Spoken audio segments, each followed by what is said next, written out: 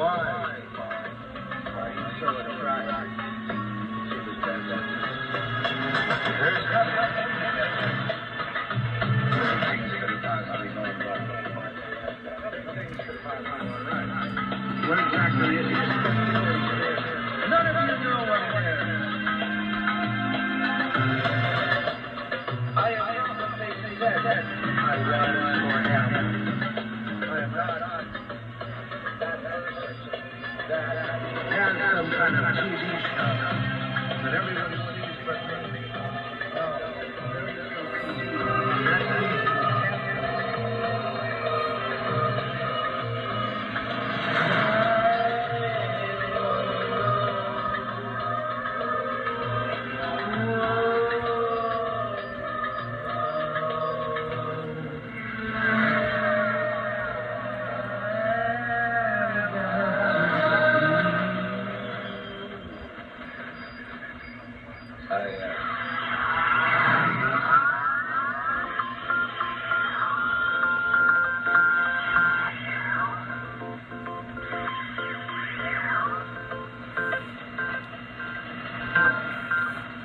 Further study to break it down in the future sometime. Greetings in the name of the Most High. I've sort of worked on this kind of transition thing. It looks like Spreaker may leave us alone today. I don't know. But I redirected the feed over to SoundCloud. And the reason I did that is because I get a lot of, it's funny, I get a lot of plays with it. I don't know whether it's through music or podcast, but I used to have a feed going over there. And people did, kind of get used to, as a place to listen. So I've got that going on. Just trying it out today to see what happens if it drains all the pods off from Spreaker and they're all gone. SoundCloud. And hopefully it doesn't get rid of Podbean, which has been the kind of archive of everything. Podbean, ZepDaniel.podbean.com is kind of an archive of everything all the way back to the beginning. And it's a pretty, it's not a great platform, but it's, yeah. This isn't one. Maybe a little water, something. But, I've been, this week struggling with, I've got a friend doing this too, struggling with fatigue. And so I've tested it, and it's like, okay, so, getting lots of really good sleep, deep sleep. But sleep's got nothing to do with it. So it's, it's back to this sort of anemia thing I got to overcome. But I don't want to do any more iron because if you concentrate for like an hour, even if you quit taking it, you still, hurt yourself. The iron in the body is very hard to process. Bloodstream's different, but in the body it's tough. Okay, so I was going to talk about this ketamine thing. All right, ketamine, what a bizarre trip that they found what I basically had when I was admitted to this Presbyterian hospital here. They found fluid infection on my lungs. They call it pleurisy, which is in the cavity. It's not maybe directly in the lung, but they wanted to drain it with a chest tube. And the guy's chest tubes were not, he didn't have an adequate setup to do an operation of that magnitude. So I was like an experimental guinea pig. He poked me a few times and then they decided to give me like morphine and ketamine for pain. I know this sounds like something out of Mexico. You know what I mean? This sounds like something in Indonesia. This does not sound like a normal hospital here. And indeed, probably I could sue for a lot of money for I never really gave permission. They just was like, well, I got to drain that fluid, off your lung.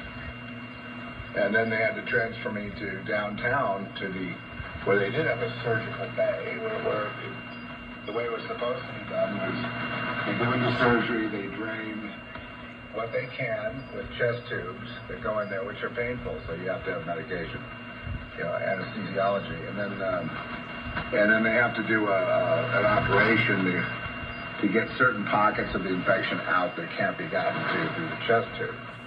I don't know if you've ever heard of this. It's called, what's the name of it? It's called an empyema, or something like that, empyema. And that's where the named infection got. How it got there, I don't know. It started with my head, and it wound up in, collapsing one of my lungs. And I have no idea, how it got there. I did not feel like I had pneumonia. I didn't feel like I had a cough or anything. I did have a cough later, but not at that time. Anyway, so this time, and really, most of the doctors are a joke. So I can just write them, come on. And my buddy that works down there, I'm right. They're a joke because we can go into that. We can go way into the personality types of when we become doctors, and they're there, and you'll find your answer. But right now, we're going to look at this ketamine option. So I get pumped up with injecting with ketamine, which I did agree to, that it was, but it didn't really stop the pain. It was still pain, but I was so tripped out, so much beyond LSD, it was like in another realm. That it was more abstract. So I was going, the pain. So then the guy started talking to the doctor, completely unconscious in another world, about the spiritual numbers. Then he started to ask me questions about the spiritual numbers. And I just said, it's interesting. You've got to get a patient on ketamine like me to really for your own sake. And then I got another injection of it, and I can tell you it was like, okay, so your whole life bounces in front of you, and it's a big show, ketamine, and it's all about you. You're the star of your show. Picture yourself in a comic book world, where there you are, and it's them, and it's the Zep Show. What are you going to tell me? You know what I mean? So you're conscious of this kind of, is it demonic or some kind of, you're obviously something is creating this orchestration, almost like a script that was written, and you're on the stage, and then you're going, okay, well, I really need to delve the deeper questions. Well, I'm sorry, you're not going to be able to delve the deeper questions. Well, then what's the point of ketamine? The whole point is it's incomplete. You can't get there. Well, then, why would they give it to people? It works on pain. Or does it just scramble your thoughts and put you in another world so you can't complain? But whatever it is,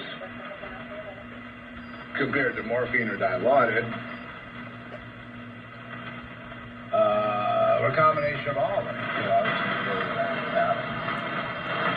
still doesn't stop the pain when they both tube in your lung. Painful. So we never concluded that the micro and macro are one, i.e., man and God is equal. We're all divine. We just need to realize it, be nice to each other.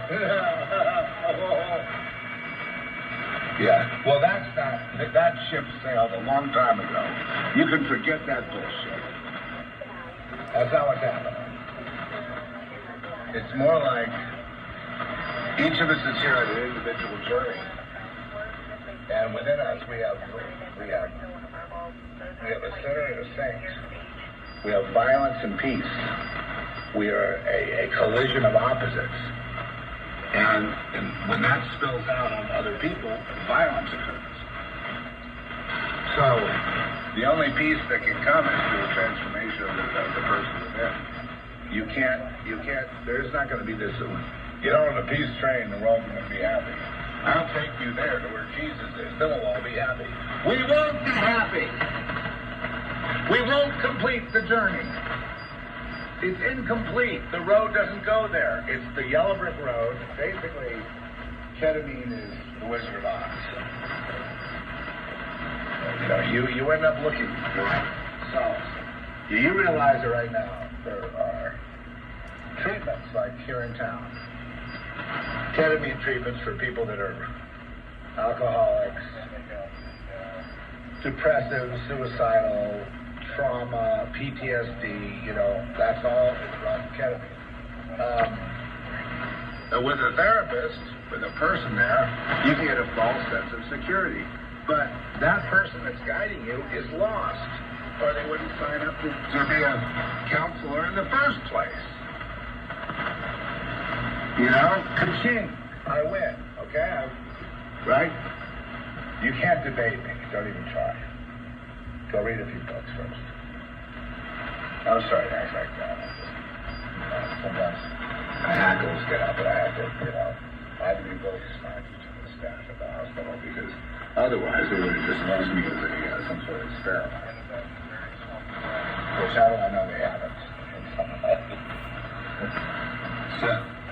So the ketamine is, it's wild because once you're in it, it's very similar to the sci-fi movie Total Recall. Boy, they used to make them good back then. Even Arnold Schwarzenegger was cool.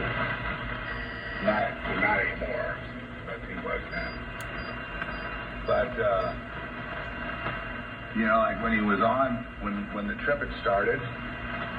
You know, when he had taken the drug that puts him into this, you know, this other adventure on Mars, he didn't realize that the adventure was going when it was. Till his wife came home, remember? And then they had a big, you know, he confronted her. He finally figured out that, you know, maybe she was in on it, maybe she was his enemy. And they had a big fight. So, you know, to the death, basically. And she was already trained as like a CIA type operative. So it's like, wow, the trip had already begun and he didn't know it. So in the ketamine world, the trip begins and you're in it and you're in another reality, but you don't go like, oh, I just went to another reality. You're just there and you gotta like you wake up there, that's your reality. You don't know how you got, you don't know what happened before, you don't know anything. You know, you don't notice any transformation into that reality. There isn't this like gateway where you take it and then a few minutes later you enter this reality. It's not at all. You're in it and you don't think you're in anything and then you realize, oh my God, I'm in this wild, tripped out reality where it's like this big game show and I'm the main guy. It's a big game show. And then you realize you can't win the game show. It's rigged. Even in the ketamine world, it's still rigged the same way that it is here. There is no break. Oh, take ketamine and talk to the counselor and you can break your PTSD. No, you cannot. You have a false sense of security, a false sense of, you know, healing. And maybe you actually have a little real healing because time tends to heal, but not really because the PTSD keeps coming back. Traumas I had as a child, they keep coming back, and it's a real nightmare when that happens because it takes me a week or two to clear it, and it's I have to go through it again. And you know, basically what it's there to do is to kill me, to ruin my life, to ruin my outlook, to screw up my decisions, to hurt my relationships, to cause me to be unstable. And, don't think there aren't people, like if you're following Jesus for real, don't think you don't have a cadre of witches out there who are just waiting. Well, they may not even think they are witches, but there's people out there, they're just waiting for you to fall. I call them witches because that's what they're really... When you're mentally, like, when someone's dying or falling off a cliff or getting in a car accident or something like that, like you're that attached to them, and you may not even know who they are, and they just hate you because it's not them that hates you, it's what's inside them that hates you, because they recognize what's in you. So they take a weak vessel, and all these people I just mentioned are weaker than shit. Weak people. Only weak people find the need to grab onto witchcraft. Only the weak. Not the meek. Weak and vindictive. And they're mad at the whole world. And they didn't get a good shot. And now it's passing them by, and by God, they're going to get, at least they can go after a Christian. At least they can go after a Jesus, or after Jesus. That's the one thing they get to do. And then, of course, we develop the whole thing of the mystery of saints and sinners. Sinners become saints, and saints become sinners in this world. And there's a reversal. So the people that are kind, loving, and have their heads screwed on straight are racist, bigot, uneducated, homophobic pieces of shit. And furthermore, all white people have to be killed. And the main purveyors of this are white people. So what's going on inside each one of these fucking losers? What's going on inside them? Right? I get a little mad, I'm sorry. It's just, they kill my friends. They kill, like the whole Trump thing. What a joke that is. Basically, I was telling Trish, the reason that Biden calls Trump his predecessor is because he's speaking death upon him. They want him dead. All this leads to an Epstein-type death experience. Anything short of death won't work for them. It's all about death. So watch the language they use. That's all I'm going to say. I mean, it's like they don't have the balls to step up and do anything. You know what I mean? They're all cowards. They're all weak. They're all stupid. They just follow the leader. Even in their elite circles of billionaires, they just follow the leader. It's like the whole Diddy thing. You think Justin Bieber's intelligent? Really? Then I got some swamp land on the moon for you. Come on. The problem we have is that we're here, and we're conscious, and we're intelligent, and we're surrounded with adults, fools, idiots, and people that don't understand the gift they've been given in life. They don't understand the beauty of the world, of God's creation. They don't understand anything. And if you don't understand that, like if you think this is all random, then, you wear the dunce cap and go suck your thumb and pull your pants down and go sit in the corner. Because that's all you're good for. Otherwise, you're useless.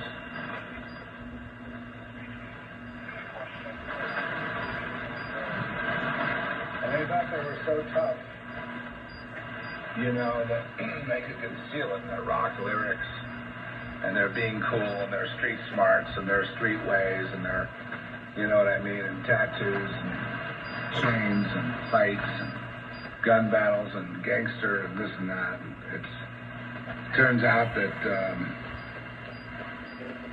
it's really the tail wagging the dog.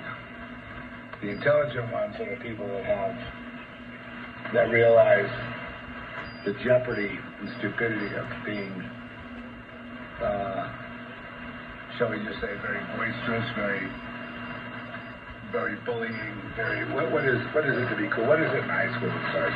The bullying begins, right? The bullying, and it starts early. I mean, that's what really gets going, right? The bullying, the mean girls, the bullying, the making people into fools, picking on people, punching them out. You know, all of these behaviors show the inner world of man as being completely corrupt, totally failing, completely stupid, and conflicted, which is what creates stupidity. Okay, I'll just say it again. Conflict creates stupidity. Conflict creates stupidity. Conflict creates stupidity. Okay, there.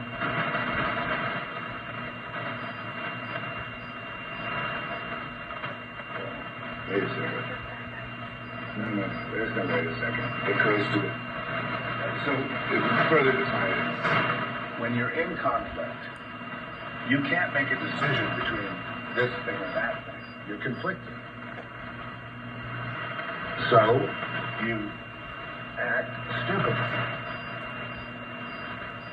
You try to appease both sides. You try to have it so that the Satan, the center in you, is happy and you don't lose your friends.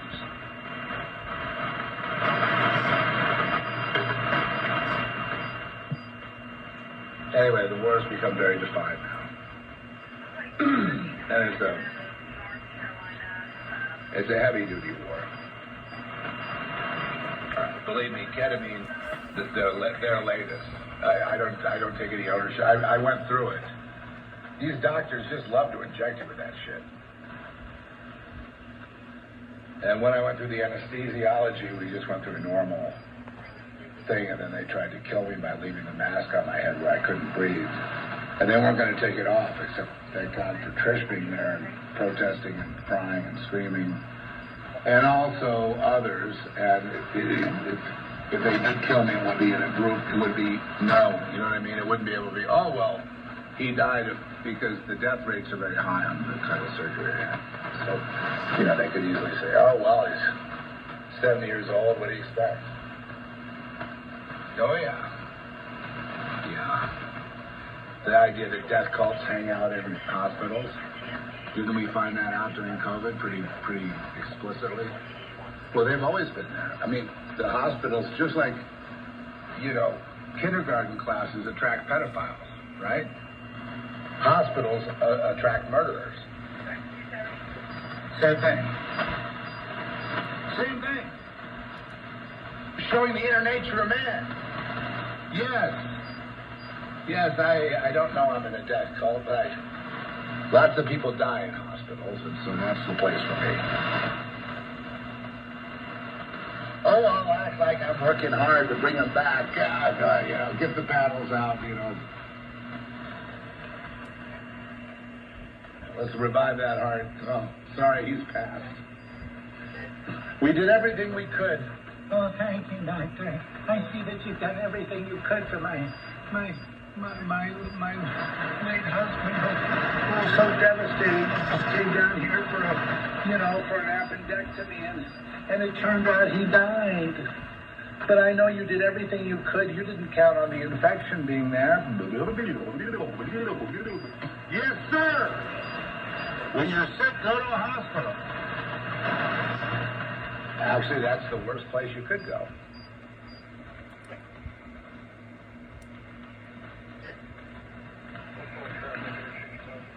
Only later did they tell me that the scar tissue that I have in my lung now is going to make it so I can't get a normal deep breath for the rest of my life. And I'm already getting a bigger breath than they said I'd have. But, so that was the end of cardiology. We just walked out. So you got to take your blood thinner. You don't take the blood thinner, we're not going to see you. Fine, you'll never see me again, fucker. You want to fight? I'm ready for a fight. These people that love killing, hiding in the hospital like that, And they love it when you go in with one little minor thing, and you come out with 50 things wrong with you. But anyway, back to the ketamine. So whose brilliant idea was it to serve up ketamine via? And when I first had the chest tube thing, they weren't even doing it in the OR. It was like a procedure they're just doing at my bedside. How lame is that? That's a good way to spread infection and get more. For them to get it even. It's dangerous. Absolute amateur hour bullshit. And I just can't even believe that we are living in this state of degradation and utter, complete, total, 100% shit-eating people calling it caviar. I mean, it's just like, and it goes on, and as they die, they go, oh, good job! Good job! This was a man who gave his life to helping other people.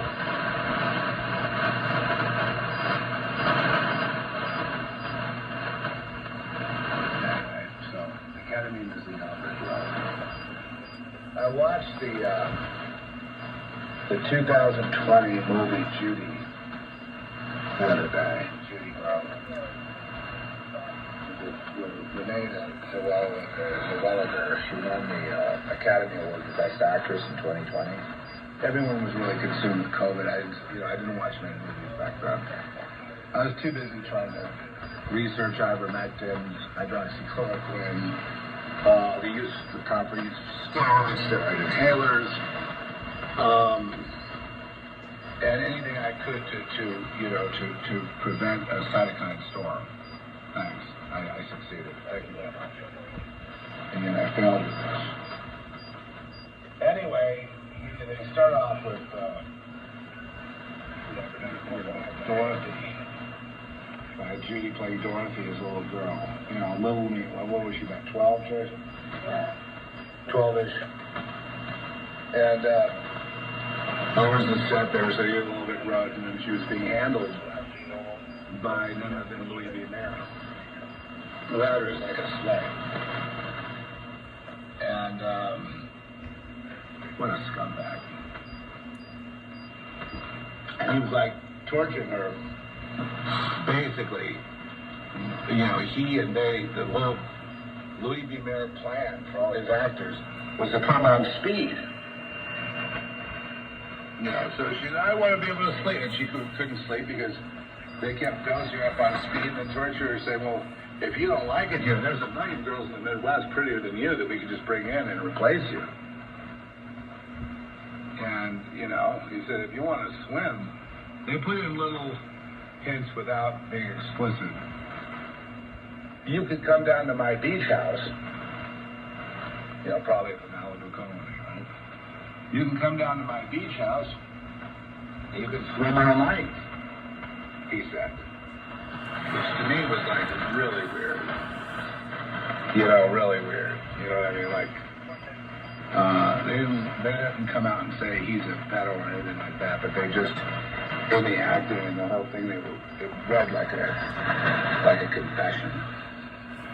And the way he was handling her, and just when she'd be tired and she didn't want to go on stage, she didn't want to go do a photo, because half of it is promotion. Like, the actors have to go out on the road and go on talk shows and talk to people and do all this stuff to promote their brand, and that's all being orchestrated by the studio, and in this case, the chief himself, Louis B. Mayer. And, or Louis B, as they call him. And so they had the Louis B. Mayer diet of, chicken and nothing else. You're not allowed to eat fries, you're not allowed to eat, so there was that whole thing, plus taking amphetamine. So that's how they kept the girls skinny, feeding them amphetamines and a near starvation diet that did include some protein and chicken. And, so here's Judy Garland, having been through that experience, obviously lost her mind and went psychotic. Because anyone would. Parents obviously had nothing to do with it. They sold her to Louis B. So, here she is. Oh, by the studio. Destroyed completely by the time she reaches puberty. She's already wrecked. And she already looked like she'd been around, I think it was sort of implied that she, to me, she was already a multiple at that point. And then, of course, the record shows the rest of how things are, And a lot of people, mistakenly worshipped her, especially gay people. Gay men would worship, Judy Garland especially. And I've been thinking, why is that? Isn't that a strange phenomenon? Why are they so enamored with those two? And of course, you can add in, Betty Davis and the rest of them. But why is that? And I believe what they're tapping into is abuse that they identify with. Does that make sense? And that a person that they really beat the system by being flamboyant and being demanding. And Judy Garland's impossible, and she does what she wants to do. And the film starts off with her not, trying to come back to her hotel room in L.A. and her suite's been given out, and there's no place for her children to sleep. So she basically ends up giving her kids to her ex-husband, and goes to England to try to make, to make money to pay off her debts. And basically, that's basically it for her life. She died, I believe, at 47. 47? Am I right on that? I think so. She died at 47. And it's funny how many people don't know what that movie's about. No, it's incredible. If I could put basically Hollywood studio execs in my classroom and try to explain Judy Garland, and they would all get a big F. They would all flunk. Because what attracts them to Hollywood in the first place? Right? What's the main thing that goes on there? Abuse. Abuse. There's no other way to put it. There's no other word for it. It's abuse. And it's part of the tradition of abuse. And it starts with abuse of children. And of course, that's complete wall-to-wall pedophilia, wall-to-wall rape. But, and most of these kids, they never wind up in stars. If they're lucky, they wind up, not be dying. And they wind up at being a, cocktail waitress in Tonopah or something, in Nevada somewhere. It's really sad. It's sad how the police bow down to these studios. Sad how the mayor bows down to them. Sad how the whole city bows down because they make all the money. They're Hollywood. No one's going to question them. And even the little bites they try to get around the edges, the Harvey Weinstein, that doesn't tell the story. That's not the story.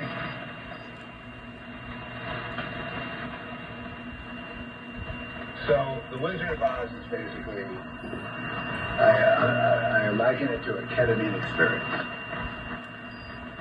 I mean the movie. I had some books by Frank L. Baum. I think I read a couple of them as a kid, but I basically, like everybody else, I waited all year for The Wizard of Oz to be on. I really related to it. And it was just kind of like a whole bit of a reality tale, I guess, in a way. The coward, he needs courage. The guy without a heart needs a heart. The guy that's stupid needs a brain. It's simple stuff, but it seemed quite benign. It didn't seem like it's something really horrible, as a story. But then we liken it to, we start seeing the process of Dorothy. And to me, her little crew of people, the Scarecrow and the Lion and all that, these are just projections of her own mind. Fears that she has. fears of the others, whatever. They're just projections. They're not really real. And of course, the Wizard of Oz isn't real. The Wizard of Oz is Louis B. Mayer. So the whole thing, when you take it from her perspective, and they have total control over her, and it's pounded in and policed by the Wicked Witch and her flying monkeys, and it's perfect. It's a perfect depiction of the rot that is humanity. And yet, as kids, we flocked to it. We just couldn't wait to see it. Could it be that the kids who liked it the most had abuse issues? We know for a fact that in military, MK Ultra, whatever you want to call it, programming, which is just basically just called, I don't know, psychology, I guess. Now, that the Wizard of Oz programming is it's a big deal. Why? Because of one word, control. Dorothy is controlled from beginning to end. If you notice, from the beginning of the journey to the end of the journey, she is completely controlled. Everywhere she goes, she seems to stumble into it. Well, but she's got this hope in a distant wizard that maybe if she goes down that road, the Yellow Brick Road, if she goes down that road, right, that maybe she can be set free one day. And her getting set free is to be removed from the ketamine trip, or whatever you want to call it, or the psychosis of amphetamines. Right, which are very similar. The psychosis from meth and psychosis from ketamine gives you instant psychosis. Why it's legal, I have no idea. It's amazing. Yeah, unfortunately, we've seen a lot of kids get strung out on all kinds of stuff. That's one where, I guess there's less than. But anyway, so there she is on her psychotic trip, which most people have taken amphetamines and stayed up and not being able to sleep. And, however, after a while, you start getting in your own trip, your own fantasy. And it's laced with paranoia, and you live there. And you act out on it. While your teeth are talking. They will. I smoke, right? Maybe it won't be that bad. But no, it's a destroyer. But it does give you a story to live in. And why do we like that story? So, that's how you get psychotic. Oh, really? You promise? I can't wait to get psychotic. Well, who knows what things we'll see and who we'll meet. Oh, yeah. There is that. I mean, I'll do anything to change the state of mind I'm in now, or to leave where I am now and go somewhere. At least it's better than nothing. So she's going to see the wizard in the hopes that what?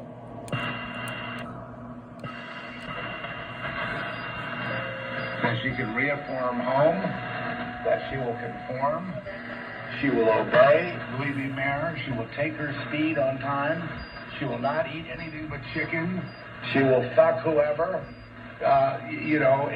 She will do whatever she is told because there's no place like home. And I don't want to go through some awful thing like this again. So I'm going to and the father and the preacher and the other people, and they're all my friends. They weren't trying to control me. They just wanted me to be happy.